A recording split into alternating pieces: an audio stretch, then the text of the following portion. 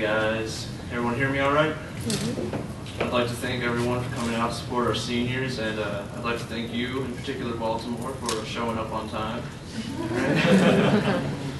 I see that the dean's here, so I've had to cut about 50% of my introduction, but that's all right, we'll just wing it.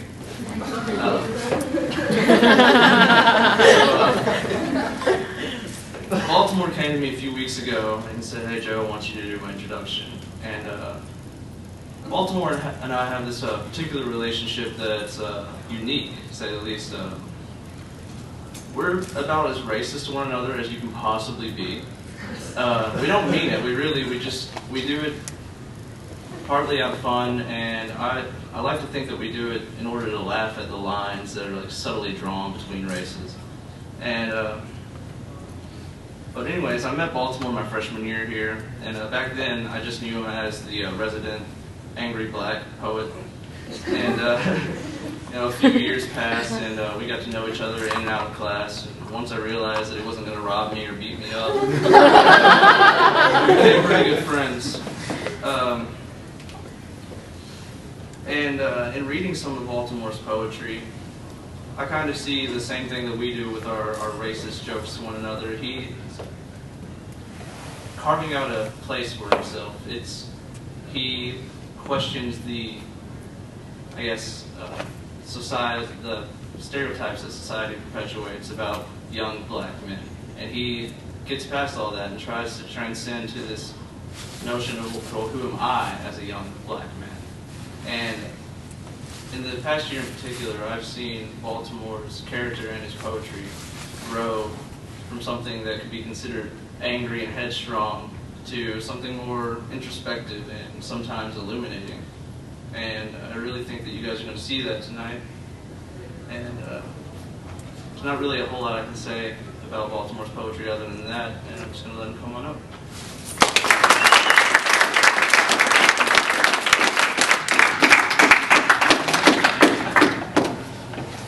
Thank you, everybody. If you came to my reading last year, it's not going to be anything like that. That's in this presentation is new, something that's either been written over the summer or since school has started. I broke this up into like 3 sections, the angry black man part, because like Joe said, I have been kind of referred to as the angry black poet. Teddy B, it's my new persona. It's the sweet side of Baltimore, the side that a lot of people don't see. And Be More. And that's going to be the one that's just all about home and stuff that I like. So we're going to start at Angry Black Man. I'm not going to give introductions or talk about every poem I read, but I will some. This one was something that Wayne made me write to help him with his novel, I guess.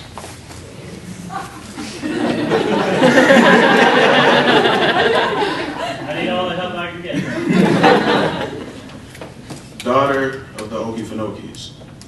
She sat in front of me with that long, blonde, wavy hair that the white boys played in all the time. I had an afro that combs couldn't navigate. Had to buy from the ethnic aisle of Walmart. And I broke 2 plastic picks that morning.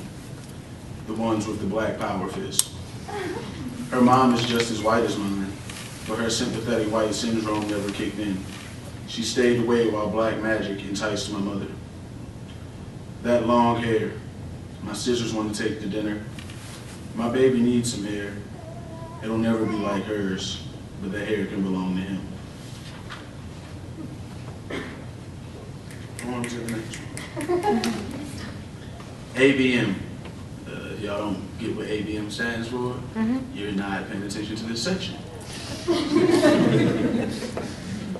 Nobody ever asks why. The words I speak are aimed at throats. Instead, they assume the direction my nose pointed. The opposite race is supposed to upset me. Return for wrongdoings ancestors committed. You didn't lynch my family's father's arm. Even if your grandfather did. What does that mean to me? It happened. Anger is relative when anger is misguided. But you admit to me mistakes of the past that you can't control. What about the people who won't learn the mistakes that were made? Oh, I'm going to talk about this one. It's called Stagnant. This is the first poem I've ever taken to workshop that Wayne was like, you don't need to revise that much and you can send it off. And I was so happy. Stagnant. Me and my cousin Jim sit on the front porch. Concrete slabs around us. The dog sloths at the steps. Sitting on our swing of a seat, drinking red Kool-Aid, smoking Cools. The vinyl plays Bill Cosby's Revenge. The smell of Cools released with punchlines from the record player. All was well. Heathcliff married Claire, a fairy tale life between a black lawyer and black doctor. The Cools were gone. We watched the books, the art, the family, in the living room, from the living room couch, smoking the same Cools. That's the end of the Angry Black Man, bro. No, I'm lying. See, angry black people, they tend to lie sometimes. Kool-Aid. Electrocuted with sweet, never enough sugar. The only way to make it right, avoid directions. 1 cup sugar, 2 quarts water, the way the mix should be. But we'd rather have more, over less. A bunch of water, half bag of sugar, just enough so we don't all dissolve. Oh, Teddy B. This is the sweet side of all one. The guy that has 3 pillow pets. And yes, I really do have 3 pillow pets. They all have names. My favorite is Bronson Piccolo Spivary, and he's a tiger. I've had him for 2 years. An uncommon dialogue. Can we exchange dialogue from master scripts to 10-minute plays, inhaling every exhale from your line breaks, prefixes soothing my eardrums, intellect holding suffixes, allowing your stories to take me to worlds literature can't reach, where archetypes become dynamic, antagonists don't exist, and you're the only character that's not flat. I'd watch in stasis, waiting for intrusion, following all stage directions. Put me inside your prepositions, cover me in your verbs, holding your nouns, lay my head on your adverbs, and fall asleep to your adjectives. See that face, man? Okay, I have this thing I call a short series, where like all the poems are like no more than 5 lines, 2 to 3 words a line. And we went through a lot of different titles, and we decided to settle on Moments in a Crush. I'm gonna read 6 of them, but I'm not gonna read them back to back. Number 1, I'd love to hold you with conversation. Number 9, you hugged me today, my eyes held on when you walked away. Number 15, I want to get lost in your eyes. How long will you let me wander? This is one of my favorites that I'm about to read. You see this right here? This beard. It's been a lot of growing for a lot of years. It's very significant to me. And something I love about my beard is getting it rubbed. Beard rubs are amazing. If you have a boyfriend rub his beard every day, he won't do anything wrong, I'm telling you. Love for the beard rub. I dreamed your fingers would entertain the thought of hiking through the forest on my face. Float atop the facial waves from right ear to left ear. Set anchor under my chin.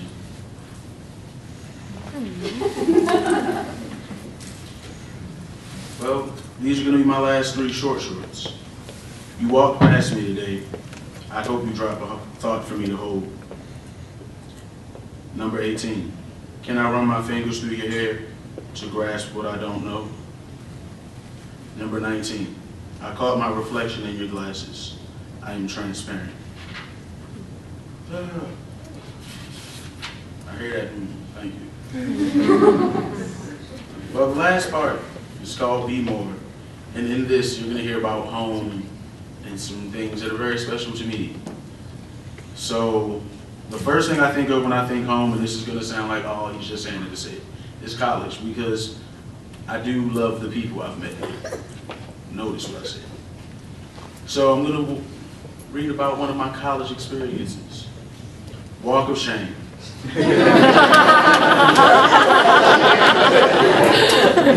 I walked into the lobby, the lights dim like lamps when one lover wants to sleep and the other one wants to read. He propped the door open, hand holding the glass, cracked enough for the warm air to nestle at home, while cold tried to invade, allowed air to attack me when I got closer. Outside, another man, tall and asparagus lanky, planted his feet, smoking a cigarette. Each puff was quicker as he satisfied a habit but wanted to leave winter. It was snowing. Flurries fell like heads fall to your oldest favorite pillow. Fish was walking. Short shorts and a long sleeve jacket and a smile that told the night story. I was laughing.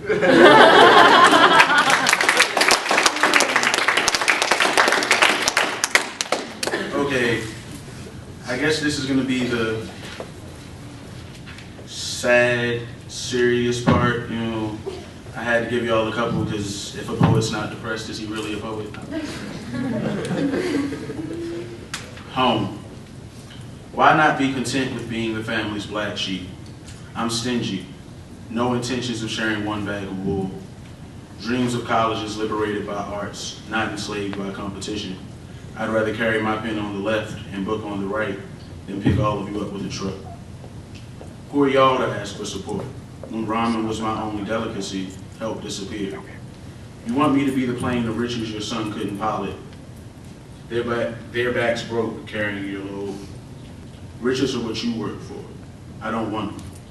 Money won't put the right words to the right sentences.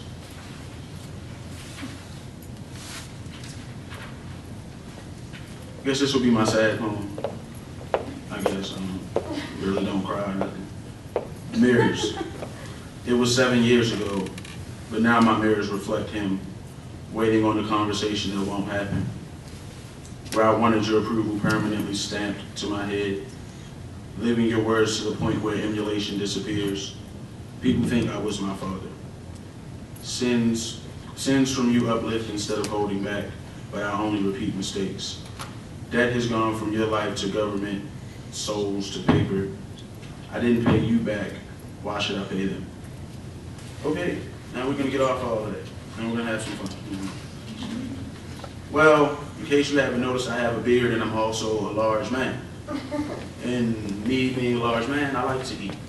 So I have a few poems dedicated to food and the history of me eating. You know, king of the fat kids. I wanted to be a sumo wrestler. Eat all day, meals always acceptable for my stomach to digest. Yokozuna was my idol. I wanted to bench press people out of my circle, but Holly and Jolly are the only way fat people should be. Forcing food into my mouth isn't forcing when access is granted. This weight took work. I chose it. Not big boned or chubby, not hefty. I'm the fat kid, the only one that wants to be. More food, more food. If I'm doing what I'm supposed to be doing, you'll be hungry. I'm sorry there are no refreshments, blame Drew. This is not only about food, but there's this thing that you can only get in Baltimore, and it's called a chicken box. And all my friends that have gone to Baltimore with me, it's like the first thing we do because you have to eat one. It's just amazing. It's like $5, you'll be full. It's not healthy, but I don't really care. Chicken box. Salt, pepper, ketchup on everything in a jumbo half and half. 15, 20-minute wait before it feels like Tinkerbell sprinkled pixie dust on your tongue. Handed a plastic bag. Inside, a box, white with red lines intersecting to form diamonds. The only thing holding it closed, a small piece of tape. The box always came with a fork I discarded with the bag it came in. I prefer to use my hands to feel the thick bloodshot ketchup before I get to the straight cut potatoes that are fried to the point that you can hear one crunch before it dissolves in your mouth. I like to eat every fry that has lost its battle with the vegetable oil, like they're a salad and the chicken is a main course. 4 wings that never made the cut for Purdue. The drumsticks too big for the snare, only allowed to play bass, covered with an invisible layer of salt, but you won't care about high blood pressure. Do more than clean the bones. I like to get everything off the flapper. My fingers become the napkin when I'm done, wiping off my face, and my tongue becomes the dishwasher.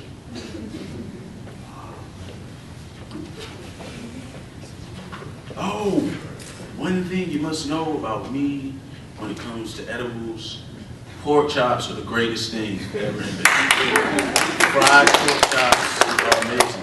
I'm sorry you don't eat pork, Jabari. That's something you're missing in your life.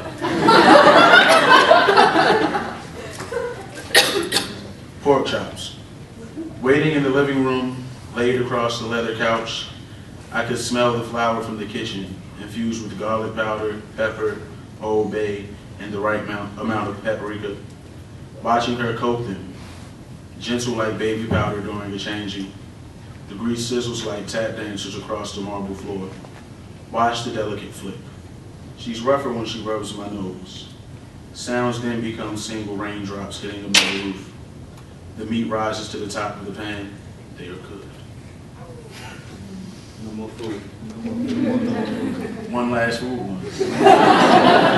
And I don't have but 3 left. Yep, one last food one. I know, have all y'all been to Tipton's? Yeah. Fried honey bun. So,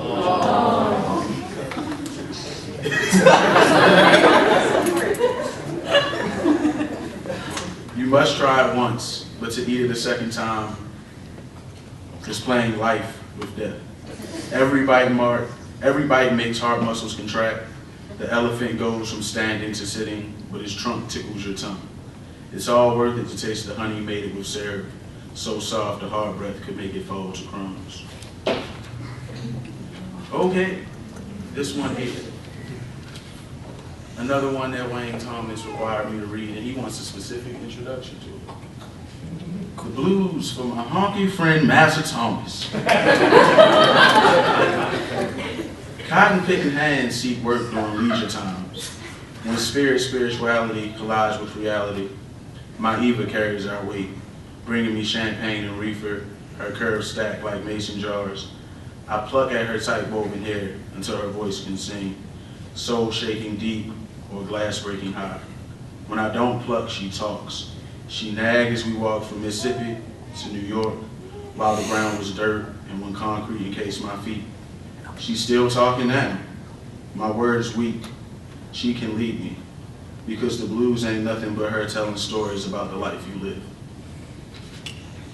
This is one last poem about the summer, because my summer sucked. And there's a lot of reasons I feel like my summer sucked, outside of the fact I didn't have electricity for like 3 days. Part of it is I'm big, but you'll understand all of that in this poem. Summer. The sun grins like a 6-year-old. Today will be hell. Sweat prepares to evaporate that cooling defense mechanism trumped by humidity in the air. That's what kills you, not the heat. But it's all just hot to me. And it's just too hot to be caught dead in warm sleeves. Summer says to you, make it sexy. But you recall all the warm indulgence of winter, when your body cocooned in walls partook of pie, the smooth heat of holiday liquors. Summer's sadistic. Summer's about sweating out what the sweater had hidden, what the darker nights kept secret. My disproportionate midsection in me, we hold boxing matches on summer days. Fights get cut short. It's too hot for all that playing shit. Summer reminds me of some more. More like those long ass days. I can nap through all of it. More wildlife, more energy, or at least some of it. But we are always in less. She's wearing shorts cut to see the bottom of her ass. For as harsh as it looks, a straight man is gonna pay attention. Men wake up in the morning, shower and leave with no shirts and hooping shorts that won't make it to the court. There is a kryptonite quality to spandex and mesh. The gay eye in summertime gets stuck like dust on fly paper. Don't like it? Then wear generic blue jeans or camouflage cargo drawstring shorts. I don't care. Breasts are, however, fair game for everyone. Girls, let your girls get some sun in tank tops. The boys wear reflective shades just in case. I hate being encased by a wife beater. My pudge laps over my belt, and that's the least I can wear. She wants to be around me, up under me. I hope she can swim in my sweat. Cuddling is not a summer attraction. That's why we're all single. Sir, some of us are single because the cold locked us up like bees in a trap, Yeah. hovering over that same old honey. Glad to have our hands on that sweet nectar, but oh God, dying to sting every damn thing. God put summer here to punish me for my gluttonous ways, letting hell visit for 3 months a year. Thank you.